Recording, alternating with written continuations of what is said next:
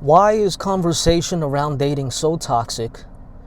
Why is it so difficult for people to partner up and find the right match? Why are we seeing all-time lows and a trend towards a decrease in marriages and children? I think it starts with the economy. There are three primary reasons, and it starts with the economy. Since 1970 or so, the profit for Fortune 500 companies, if you look at the S&P 500, it has risen significantly over these past 50 years.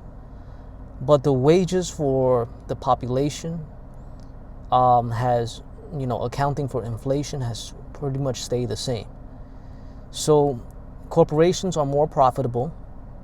The cost of living is higher than ever. The cost to purchase a home, the cost of just everyday living is just so much higher than it used to be. So this does a couple of things. On the very early stages, the very earliest that we see it impacting dating is the way that men feel about their own prospects. I have friends who, due to their economic situations, don't feel comfortable jumping into the dating space. They don't feel comfortable.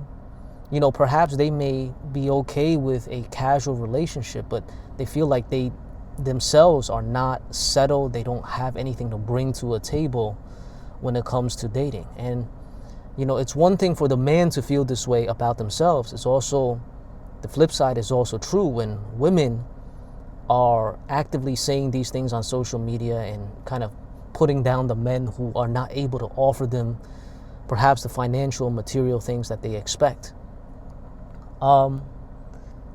This isn't necessarily due to men being more lazy or just lacking ambition. It's due to our system being an inferior one to that of 2 generations ago. The second component to this is the optimization, the strategy of using quantity over quality in today's dating space, enabled by the dating apps. So 50 years ago, you would meet a potential partner through school, through work, through the community, friends and family, possibly at bars and nightclubs. And there would be a certain limit to the number of people that you can meet and be made available to. Because of this limitless carousel of profiles that we see from dating apps today, it creates this illusion that we have limitless options. Because of that, we, perhaps, the human body, the human mind is always going to select and perhaps choose what is most attractive to our eyes, to our first impression. And that's usually somebody who is physically attractive. That's usually somebody who is maybe has, the economic means, have great social signals. And this has been devastating for the majority of the population.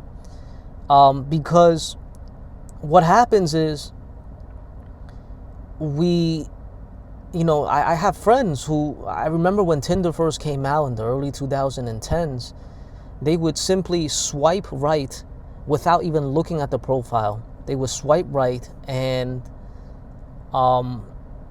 until they reach their max limit, and then check back a couple of hours later to see who matched with them. And of the people who match with them, of the women who they match with, they would just copy and paste messages, send them out.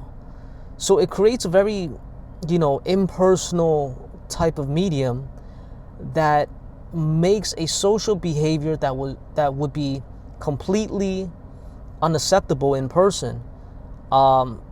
It allows both men and women to get away with this type of behavior, right?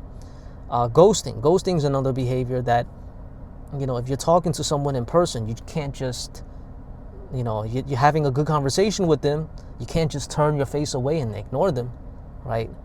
But because it's done on a phone, it is now almost an acceptable, or at least it's an expected type of behavior.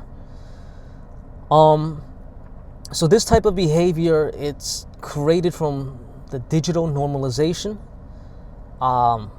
perpetuated by dating apps. And then the final reason is a bit of a controversial one, but the final reason is due to the shift in gender dynamics in relationships. Gender dynamics in society, followed by dynamics in a relationship. So in 1975, the average age of marriage was 23 years old. In 2025, the average age of marriage is 30 years old. What we see is, so what that means is women are more educated. In fact, once again, if we take the 1975 and 2025 as markers for changes, 60% of college graduates in 1975 were men, but 60% of graduates in 2025 would be women. So we see a complete flip between the ratio of men and women attending college. You attend college, you have a higher education, you end up getting a better job.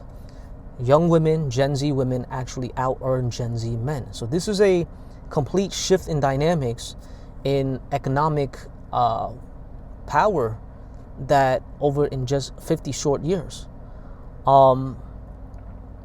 So how does this impact dating? Well, for one, there are some antiquated perspectives held by both men and women that need to be adjusted. So I'll start with the men first. I think men in the 70s, they have this dream of finding a virgin, or at least a woman who has a very low number of past romantic partners. And if you think about the timeline of a woman in the 70s, men and women in their 70s, it's very likely that a man and woman, meet in high school, become high school sweethearts, and, they are the one and only partner that they know for their entire lives. A more common scenario perhaps would be, man and woman, they have a couple of dating partners in their teens, but by the time they're in their early 20s, they're already in a serious relationship, and they get married in their early 20s, right? 23 is the average age of marriage.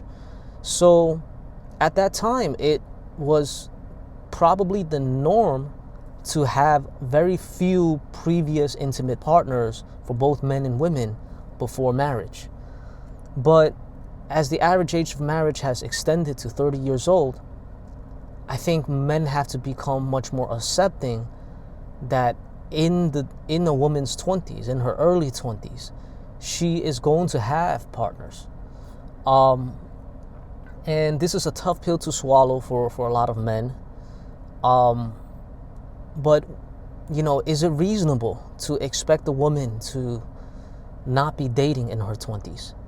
Is it reasonable for her to just have little to no experience at all? And on the flip side, I think another one of these antiquated beliefs that women hold that need to be adjusted is how men need to be the financial providers of a household or between a couple. Once again, as I stated, Gen Z women actually are out-earning Gen Z men. Gen Z women attend college, higher education at a higher rate than men do. So it's really not it's not a man's fault if he is not able to do the things that a man from the 1970s is able to do, right? Man in the 1970s, he goes work at a factory, works at the post office. He's able to purchase a home in 10 to 15 years. He's able to provide for the entire family. But that's simply not possible due to the economic system that we have in place today. And it's also not possible for the man to be shouldering the majority of the economic burden, because women in many cases earn more than the men do. So all of this is to say that these are the three primary reasons, There's also dozens of other factors involved, but these are the three primary reasons that lead to perhaps the toxicity and the pain points that both men and women are feeling today in the dating market.